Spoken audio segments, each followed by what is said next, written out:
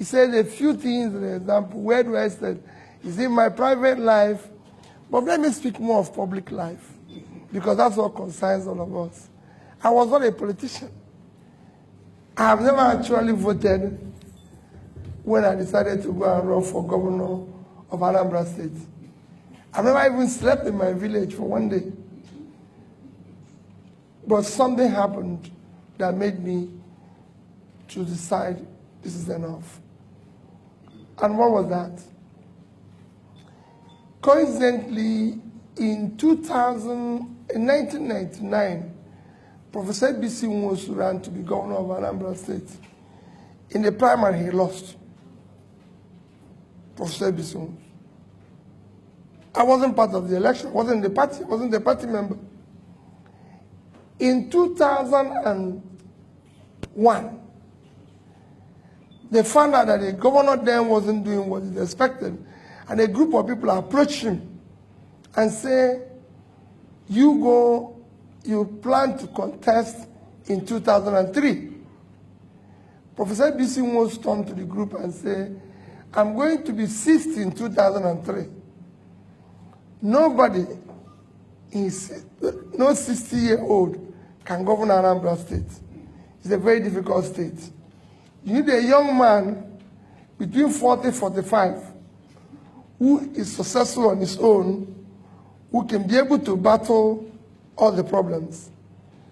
And he was asked, this happened in December 2001, and he was asked, as Professor B.C. Nwosu, actually December 2000, not 2001, sorry, that he should give them somebody. Eventually, they ended up 3 names that they can approach to do the job. I didn't know all this discussion. It was not that I knew.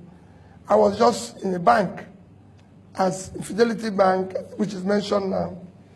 ABC was Minister of Health, and he invited me for a dinner. For me as a bank, I'm going to look for deposits.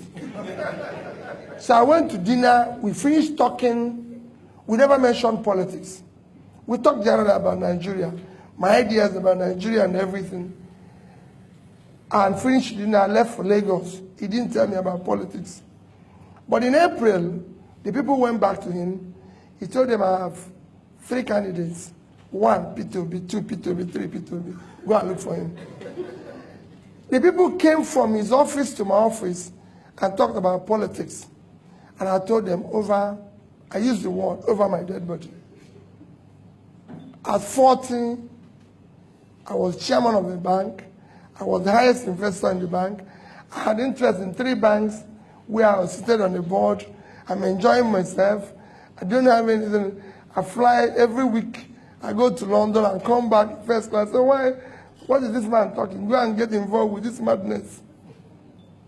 That year, I had always done courses in various schools. Every year, I spent at least a week. Usually it's 2 weeks, 3 weeks in school.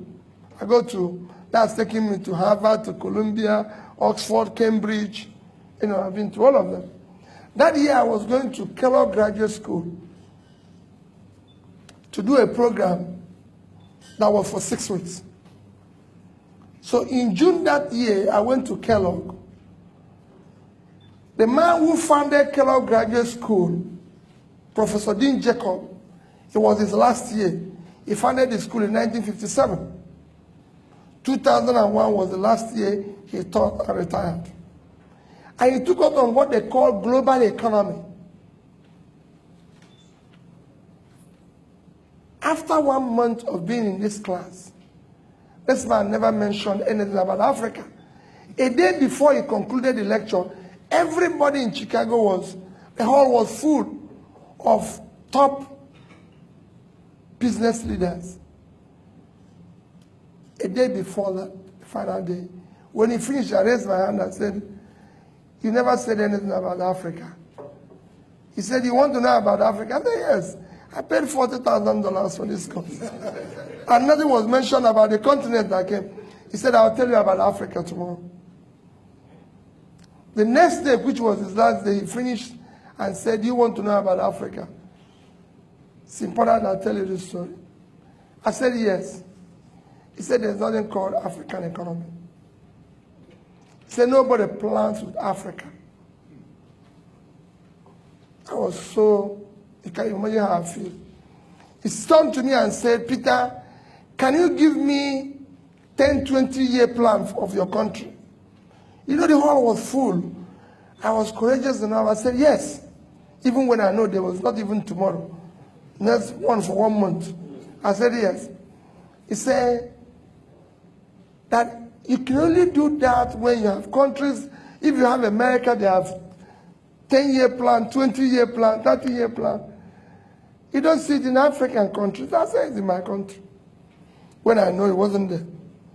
Because see, have I ever seen any car manufacturer talking about African specification? So they have European specification, Gulf specification, Asian specification, American specification. You know why? Nobody plans with Africa. Say, join me for lunch. So I joined him for lunch. After lunch, he said, let's take a walk by Lake Michigan. You know, if you know Kellogg Graduate School, it's on banks of Lake Michigan. The lake is like this, the school is like this. So they have long beach.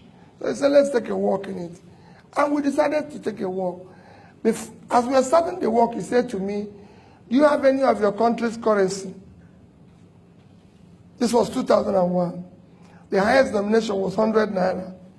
I brought it out. I gave it. He said, how much is it? I said, 100 naira. He brought out $100. He said to me, which of these two currencies do you prefer? I told him dollar. He said, why? I told him that it's 100 naira to $1. So his own is 10,000 naira. My own is 100 naira. So he said I should keep his dollar and take my naira. Took my naira. So he gave me $100 for 100 naira. After we walked a little while again, he turned around to me and said, Peter, you still have the money? I said, yes. He said, he brought it out again and said, which of these two currencies do you prefer? I told him $100. He said, why? I told him about the rates. Again, it's okay, you keep it, I'll keep your money.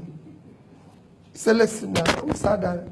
He first proved to me that it costs more to print the naira than to print the $100. Naira have multiple colors. I came back and took it on with Sanusi, and he agreed. Naira have multiple colors, but dollar is just green and white. He said to me, Peter, do you know why you believe in the dollar and you don't believe in naira? I answered him again. He said, no, it's the amount of faith you have in your country. You don't have faith in your country.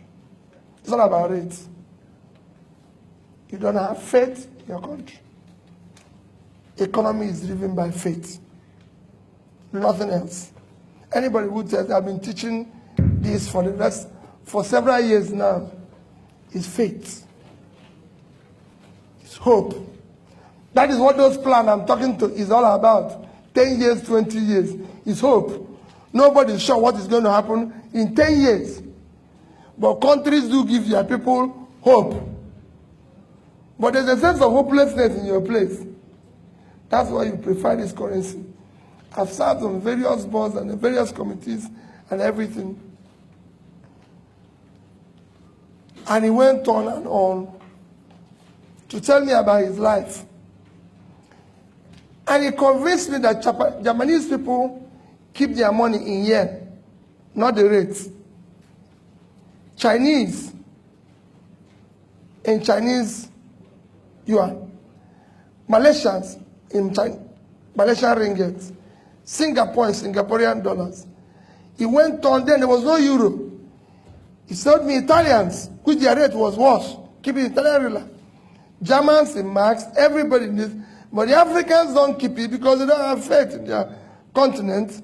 So they give it to the dollar and make the dollar stronger.